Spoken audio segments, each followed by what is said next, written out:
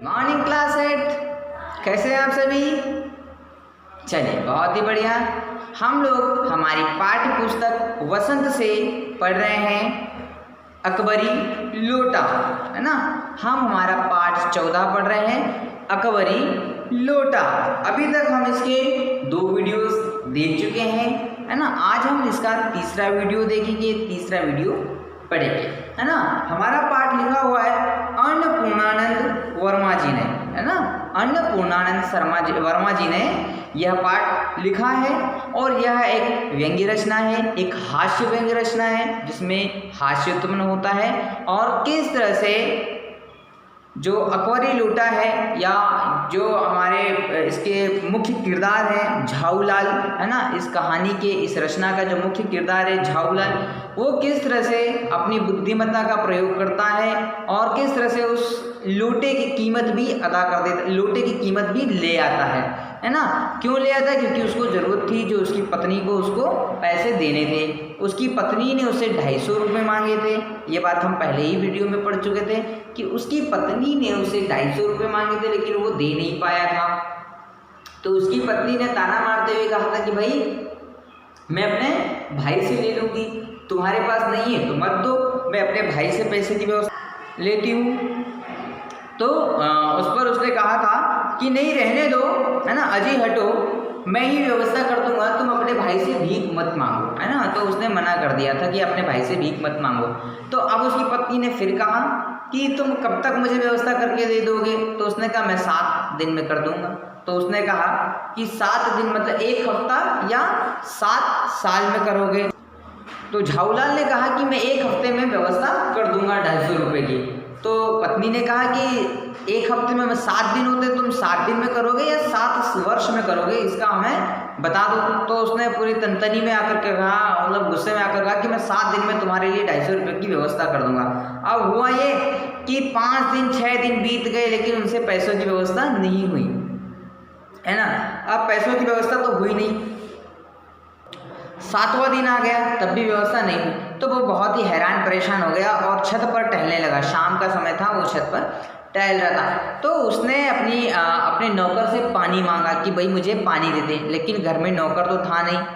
तो झाऊलाल की पत्नी ने ही उसको पानी ला करके दे दिया। अब पानी लाए किसमें? लोटे में, है ना। अब उसकी पत्नी गिलास लाना भूल गई कि गिलास में पानी लाना भूल गई, तो उसने लोटे में पानी लाया और लोटा भी कैसा लेके आई? एकदम वो वाला लोटा लेके आई जो झाऊलाल को बिल्कुल भी पसंद नहीं था। झाऊलाल उस लोटे को पसंद नहीं करता था।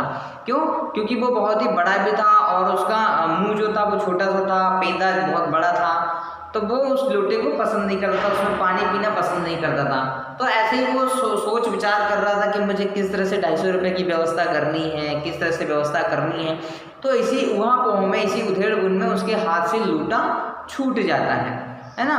वो पानी पीने ही वाला था कि लोटा उससे छूट जाता और लोटा छूट करके सीधा गली की नीचे चला जाता है ना, पूरा गली में जाके गिर जाता है। अब गिरने के बाद क्या दृश्य आता है, क्या सीन आता है, वो दृश्य आज हम पढ़ते हैं। तो हम निकालेंगे पेज नंबर 85,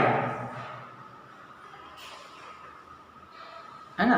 पेज नंबर 85 हमने पढ़ लिया था, ठीक है। अब 85 के बाद हम पेज नंबर 86 पढ़ रहे हैं। पेज नंबर 86 निकालेंगे कि लाला को काटो तो बदन में खून नहीं, है ना। अब लाला के हाथ से लोटा तो गिर गया, लेकिन उसकी ऐसी स्थिति हो गई कि यदि उसको काट भी दो तो उसके शरीर से खून नहीं निकले। मतलब बहुत ही सिटपिटा गया, बहुत ही मतलब वो बहुत ही डर गया, है ना।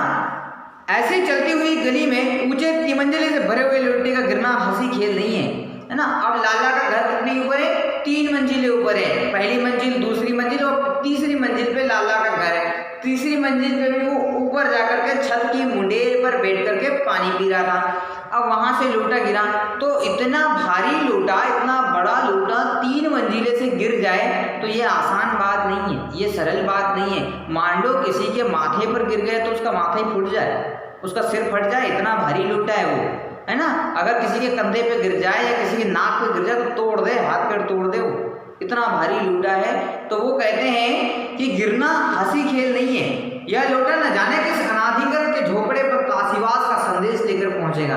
अब वो कह रहे हैं कि ये लोटा न जाने किसके घर पे जाके गिरेगा या किसके खोपड़े पे जाकर के गिरेगा, है ना, ये भी उसको अभी भी समझ नहीं आ रहा, क्योंकि 3 मंजिल से लोटा गिरा है। यदि किसी के माथे पे जाके गिर गया तो वो फट जाएगा, किसी की झोपड़े पे जाके गिरा तो उसके झोपड़े में छेद कर देगा, है ना। झोपड़ा मतलब कच्चा मकान जो होता है, यदि किसी के कच्चे मकान पे कोई लोटा गिर गया तो भैया वहाँ उसके छेद हो जाएगा, या किसी की दुकान में गिर गया तो दुकान में नुकसान कर देगा। कुछ हुआ भी ऐसा ही और हुआ भी ऐसा ही, उसका लोटा कहीं ना कहीं किसी के पास जाकर के गिरा। गली में जोर का हल्ला उठा, जैसे ही उसका लोटा गिरा तो उसकी तो आवाज़ आई भाई, लोटे की, पीतल का लोटा था तो झंझना गया पूरा, तो उसकी जोर से आवाज़ आई। लाला झाऊलाल जब तक दौड़कर नीचे उतरे तब तक एक भारी भीड़ उसके आंगन में घुस आई। अब लाला झाऊलाल जैसे ही नीचे उतरे उससे पहले पूरे मोहल्ले के लोग उसके आंगन में आ गए, उसके घर के नीचे आ गए, है ना, क्योंकि लोटा की आवाज़ बहुत भयंकर हुई थी भाई, तो वो बहुत सारे लोग इकट्ठे हो गए। लाला झाऊलाल ने देखा इस भीड़ में प्रधान पात्र एक अंग्रेज है जो नकसिक से भीगा हुआ है ना। अब उसने देखा कि इस भीड़ में यहाँ जो लोग इकट्ठा हुए हैं उस भीड़ में एक अंग्रेज भी है और अंग्रेज ही वहाँ का लीडर है। उस भीड़ में सबसे ज़्यादा वो जो अंग्रेज है वो ही बात कर रहा है या वो ही बोल रहा है। और उसने देखा कि वो अंग्रेज पूरे माथे से लेकर के सिर तक, नख सिक का मतलब होता है पैर के नाखून से लेकर के सिर के बाल तक, पूरा वो पानी से भीगा हुआ है, पूरा भीग चुका है। अंग्रेज है जो नक्सिक से भीगा हुआ है और जो अपने एक पैर को हाथ से सहलाता हुआ दूसरे पैर पर नाच रहा है ना। अब वो एक पैर पे तो भैया टिका हुआ है और दूसरे पैर, एक पैर को ऐसा सहला रहा है हाथ से और दूसरे से नाच रहा है, मतलब हो सकता है उसके पैर पर जाकर के लोटा गिरा होगा, उसको पैर में चोट आई होगी।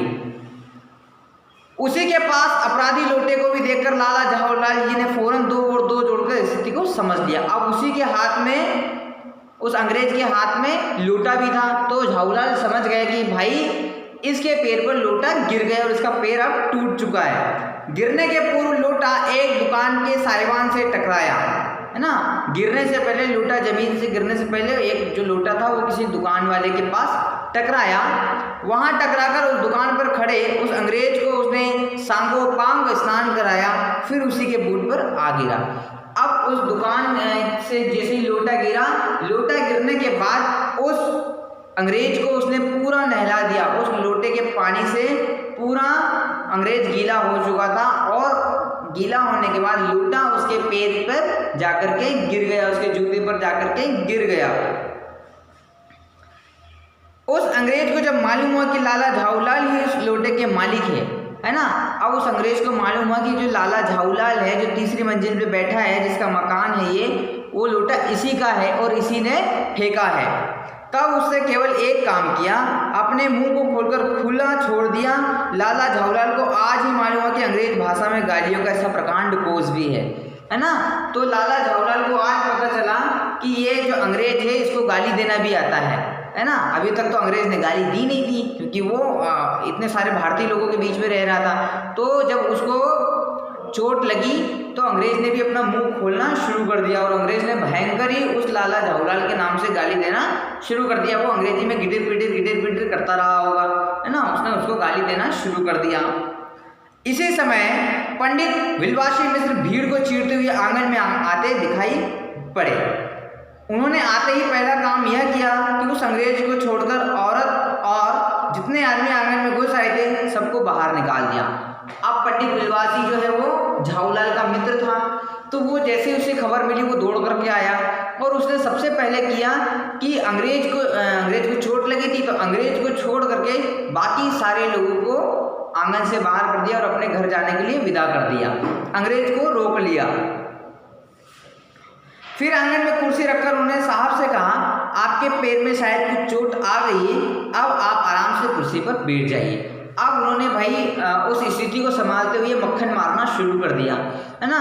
घर से कुर्सी लेकर के आए अंदर से और आंगन में बिछा दी और फिर उस अंग्रेज से कहा कि आपके पैर में शायद चोट है, आपको चोट लग गई है, लोटा ऊपर से गिरा है तो आपको बहुत भारी चोट लगी है, तो आप ना इस कुर्सी पर बैठ जाओ और थोड़ी देर आराम करो। आराम करते हुए बात करते हैं, ऐसे खड़े खड़े गाली नहीं दो, आप अच्छा नहीं लगता खड़े खड़े गाली दो। तो उन्होंने कहा बैठ कर बात करते हैं, बैठ जाओ क्योंकि आपके पैर में लगी है ना, ज़्यादा देर खड़े रहोगे तो और ज़्यादा दुखेगा।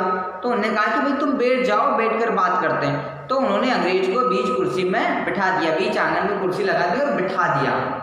साहब बिलवासी जी का धन्यवाद देते हुए बैठ गए और लाला झावलाल की ओर इशारा करके बोले, आप इस शख्स को जानते हैं? अब जो अंग्रेज था वो कुर्सी पर बैठ गया और उसने बिलवासी को धन्यवाद दिया कि धन्यवाद तुमने मुझे कुर्सी पर बिठाया। तो उसको धन्यवाद दिया और लाला झावलाल की ओर इशारा करते हुए कि कहते हैं कि बिलवासी जी क्या तुम इस आदमी को जानते हो, इस झावलाल को जानते हो? तो बिल्कुल नहीं, और मैं ऐसे आदमी को जानता भी नहीं, जानना भी नहीं चाहता जो निरीह राह को चलतों पर लूटेगा वार करे। अब जैसे ही उसने पूछा, बिलवासी से पूछा कि बिलवासी तुम इसको जानते हो, इस आदमी को जानते हो? तो बिलवासी ने तपाक से मना कर दिया, नहीं बिल्कुल नहीं, ऐसे आदमी को कौन जाने, ऐसे आदमी से कौन रिश्ता रखे जो राह चलते हुए लोगों को लूटा मारे, लूटे खींच कर मारे, ऐसे लोगों से मैं रिश्ता नहीं रखता, ऐसे लोगों को मैं पहचानता नहीं हूँ, है ना। बिलवासी ने मना कर दिया, बिलवासी ने मना कर दिया।